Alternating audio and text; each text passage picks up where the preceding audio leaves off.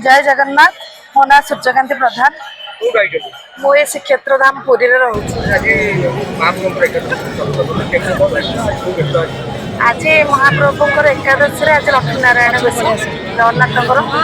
बहुत सुंदर लगुच आम बहुत भिड़ मध्य जगन्नाथ महाप्रभु दर्शन करूँ। भिड़ मध्य बहुत जगन्नाथ सुंदर प्रफुल्लित थे जगन्नाथ को देखिकी एत गहली भितर भी एत खुशी लगे माने आम आसिकी जगन्नाथ दर्शन करके प्रभु नाम आम ये मुरुज पकेलु। मुरुज पकईकि आम बहुत प्रफुल्लित आ बहुत गहली होती बहुत मानते जगन्नाथ एत भक्त आसी देखिकी बहुत खुशी लगुच। एमती श्रीक्षेत्र नाम एत मानने चलचंचल हो जाए मसटारे पवित्र कार्तिक मासरे आमको बहुत खुशी लगुच। एमती वर्ष सारा एमती कार्तिक मास हटा माने खुशीटा सब रुहता सेटा पंचुक 4 दिन पंचुक आम तो कार्तिक मास सारा कार्तिक मान मान हविषान्न पालन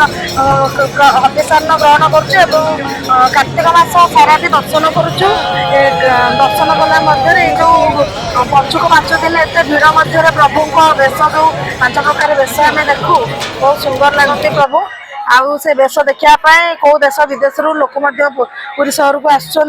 आमे तो एठार पुरीर बासिंदा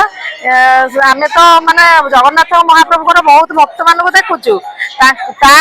भी तो जगन्नाथ एत प्रफुल्लित भक्त मान को देखे मुह भी एत सुंदर ये कार्तिक मास देखा आहरी खुशी होचु। आमे बहुत गहली चहली एत गहली माने जीवाक रास्ता ना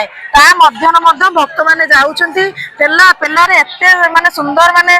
ठेला पेला है माँ मैंने बहुत वृद्ध वृद्ध अच्छा जाऊँच कि दर्शन कर तथापि आम एठी भी सुखलित भाव में दर्शन मिलूँ। जो लाइन रे भी पुलिस भाई माने भौण मैंने जो आमको भी लाइन रे सुखलित भाव में दर्शन दौरान प्रत्येक दिन आम सुखलित भाव में दर्शन भी कर त्रिपाठी मो श्रीक्षेत्र बहु श्रीक्षेत्र पुरी रू आसी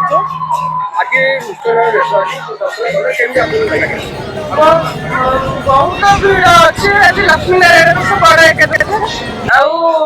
सौभाग्य आम अच्छे जगन्नाथ पहुंची पार दर्शन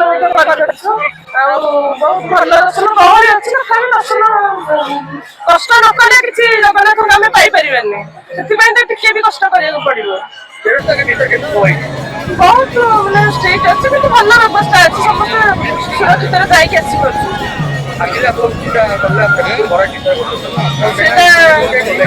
सेटा आम बोधे आम प्रथम किसी भल कर्म करें आसिकी माने किसीटा जगन्नाथ सेवा टे जगन्नाथ माने महालक्ष्मी पाद आम पद्म भी कर जगन्नाथ बंशी भी आम कर मयूर भी कर बहुत खुशी सब जगन्नाथ आमको यही सौभाग्य यही सूचक दिखाते आम आसी सेवा टे कर भल व्यवस्था अच्छी मैंने